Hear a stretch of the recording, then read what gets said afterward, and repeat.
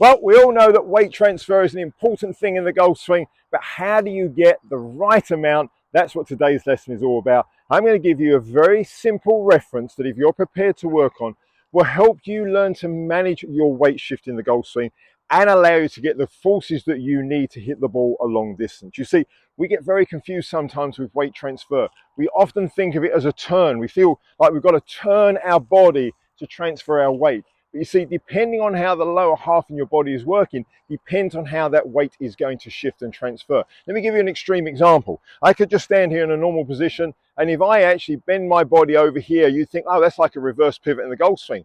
All his weight is gone to the left. Actually, not the case. Because my pelvis has gone to the right, my weight actually is here on the right side. I can lift this left foot up, okay? So that actually shows you how the lower half plays a vital role. I'm going to give you a simple reference today of how you can work on that lower half to make sure you get the right amount of weight shift, and as I said, to make sure you develop the forces that you want to be able to get the powerful strike that you're after as well. You see, when in the golf swing there is rotation. If I can set up to the golf ball in a relatively even position, so I'm roughly 50-50 of my weight distributed between each side, as I rotate and go through the golf swing here, my weight will do something similar, very, very subtly. In other words, my weight will go from, let's keep this really simple for now, from the middle of my feet, and as I rotate, it will go very slightly forward on my left, very slightly forward on backwards on my right. So in other words, that weight is shifting on a very slight arc. Very, very subtle. That's the, from an anatomy perspective, that's ideal. I'm not saying every golfer does that, but from an anatomy movement perspective,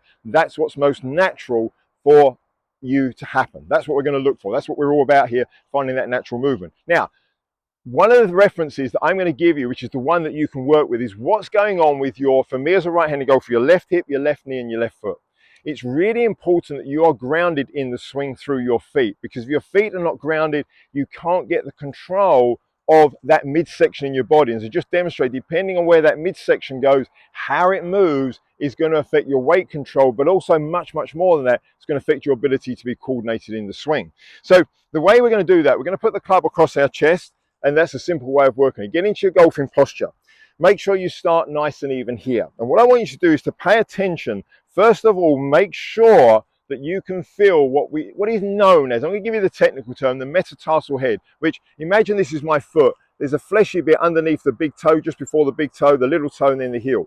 Those 3 points form a tripod. They need to be on the ground as best you can, okay? Now, particularly underneath the big toe, that metatarsal head, as it's known, the fleshy part under your big toe, that needs to be on the ground. The reason being, that helps you control how you move that midsection. So when you go into your posture, just be aware that on both feet, that you can feel that connection to the ground through there. Now, make sure you don't come off of your heels. You don't want to be there and come off it. The heel must be on the ground as well. Remember the tripod I just described? I'll try and put an image up of that so you've got that image as well. Okay, so you make sure you're in that position with that metatarsal head down. Now, the reference I'm going to give you as you go through your golf swing, I'm going to ask you to focus on your left hip and your left knee, and to feel as though they actually track slightly forward over the top of that metatarsal head we just spoke about. Now, the reality is they will come forward and begin to arc and come round a bit. That's what they should do. But what we don't want, if you used to watch yourself in a video, find out, does your thigh and your hip and your knee travel this way in the golf swing? If it does, you have zero control or very little control of your pelvis. That means you're not going to have great control of your weight shift. You're not going to develop the power that you could develop. And invariably, by the way, if you've had this sort of movement, you're then going to tend to have this excess slide here or this early extension coming out. So really, we can find a lot of clues in how we make that first move in the golf swing. So once again, from an even position here, focus on the left knee, the left hip, and allow that to track forward, and it will naturally arc. Now, when you do that, you should feel good connection under that metatarsal head, but you'll also feel that right heel being nice and strong and down as well. Now, you may look at me and go, well, if I'm going to make that move, sure, I'm going to get stuck on my left side. And this is where it's very, very subtle.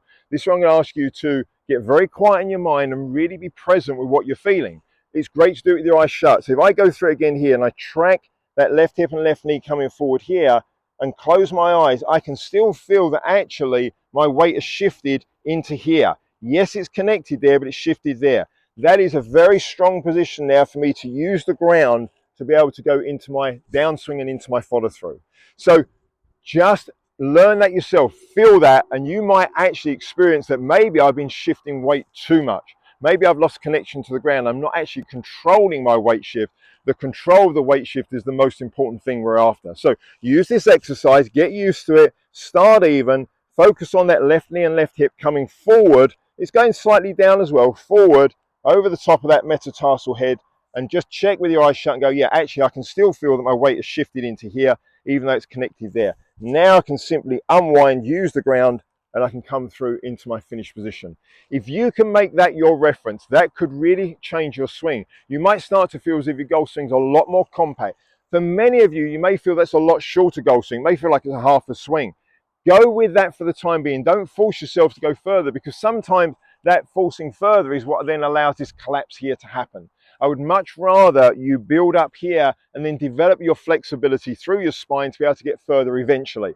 Don't cheat yourself by going further by making this full smooth. Yes, you may hit it a bit further to begin with like that because you've got this longer swing going on, but you're not going to ever build the foundation to have the control and the consistent strikes you want. So I'd rather scale it back a bit, learn the correct movement, find out how your body should be working, get used to that, and then try to develop the flexibility, the rotation in your spine from there, because then you've got a solid foundation. So I hope that makes sense. I hope that helps. If it does, go ahead, put some comments in the section. I'd love to hear from you. Got any questions based on what I'm saying? Go ahead, put them in the comments section. And as always, give us the thumbs up, share it with others. We'd really appreciate to build the community. But when you go and practice, do the drill first, set yourself up, connect with those two metatarsals, head under your big toe on both feet, and just put your attention here, left hip, left knee, and just allow that to track forward. But you will know that you'll have your weight shift under control.